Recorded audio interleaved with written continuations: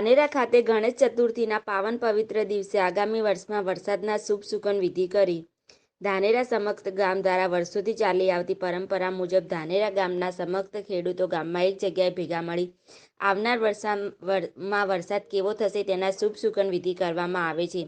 તે માટે ગામના આગેવાનો, ખેડૂતો વગેરે સાથે મળી ધાનેરા ગામના પ્રજાપતિ સમાજના ઘરે જઈ શુભ શુકન વિધિ કરવામાં આવે છે.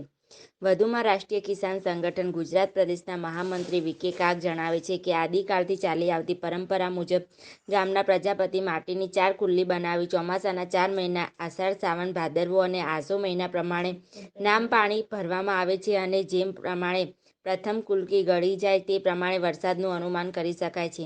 ત્યારબાદ માટીના 4 ગોળા બનાવી એક ગોળામાં ઘર, બીજા બાજરીમાં, ત્રીજામાં નાણું મૂકે છે અને ચોથામાં ગોળો ખાલી રાખી નાની બાળકીને બોલાવી માટીના ગોળા વારાફરતી ઉઠાવી ખોલવામાં આવે છે અને નવા વર્ષના શુભ શુકન જોવામાં આવે છે અને ચાલુ વર્ષ શુભ શુકન જોવામાં આવેલ અને ચાલુ વર્ષો સારા શુભ શુકન થયેલ અને આવનારું ચોમાસુમાં સારો વરસાદ થશે તેવો અંદાજો બાંધવામાં આવેલ, જેથી ખેડૂતોના આનંદનું મોજું ફેરવાય અને ધાનેરામાંથી પામીની સમસ્યા હોય સારા શુભ શુકન ખેડૂતો માટે શુભ સંકેત છે.